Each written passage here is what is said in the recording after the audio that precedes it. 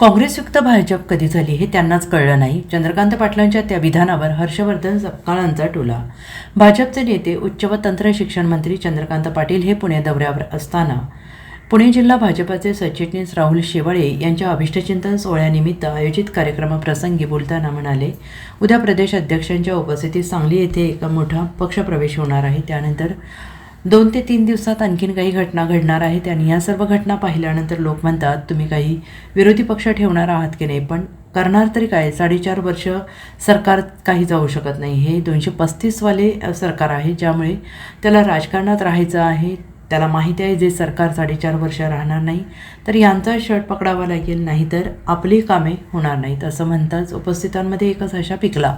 काँग्रेस प्रदेशाध्यक्ष हर्षवर्धन सपकाळ यांच्या अध्यक्षतेखाली पुण्यात 2 दिवसीय कार्यशाळेचे आयोजन करण्यात आले. या निमित्ताने राज्यभरातील पदाधिकारी उपस्थित होते आणि त्या दरम्यान हर्षवर्धन सपकाळ यांनी प्रसारमाध्यमांशी संवाद साधला. सांगली येथे एक मोठा पक्षप्रवेश होणार असल्याचं विधान याबाबत हर्षवर्धन सपकाळ यांनी केलं आहे. ते म्हणाले की काँग्रेस पक्ष हा विचारधारेवर आणि कार्यकर्त्यांवर उभा असणारा पक्ष आहे. काँग्रेस पक्षाजवळ सक्षम आणि समर्थ असे नेतृत्व आहे. तसेच पक्षातील नेते घेतल्याशिवाय त्यांना कोणत्याही निवडणुकांना सामोरं जाता येत नाही. त्यामुळे काँग्रेसमुक्त भारत करण्याच्या नादात काँग्रेसयुक्त भाजप कधी झाला हे त्यांना कळलं नाही. गळती हा जो विषय हा कांगावा आहे. काँग्रेस पक्ष जो आहे हा विचारधारेवर आणि कार्यकर्त्यांवर उभा असणारा मूलता पक्ष हा पक्ष आहे आणि यासोबतच सक्षम आणि समर्थ अशा प्रकारचं नेतृत्व देखील काँग्रेसजवळ आहे.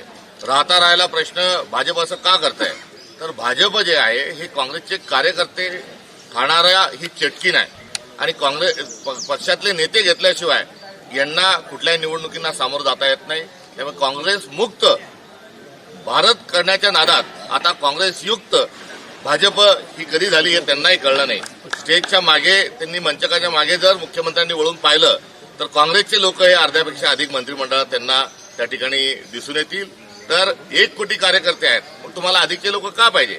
तुमच्याजवळ तुम्ही सांगता की आमच्याजवळ नरेंद्र मोदी सारखं नेतृत्व आहे, पण ते कुठेतरी सक्षम नसल्यामुळे आणि पोकळ झाल्यामुळे आता त्यांना काँग्रेसच्याच लोकांना घ्यावं लागतंय. ही शोकांतिका आहे आणि या निमित्तानं भाजपजवळ कार्यकर्ते नाहीत आणि भाजपमध्ये काम करणाऱ्या कोणत्याही माणसाला आणि कार्यकर्त्याला भविष्य नाही, हेच यातून अधोरेखित होतं. दिल्लीमध्ये सर्व विरोधी पक्ष. Bureau report, SBN Marathi, Mumbai.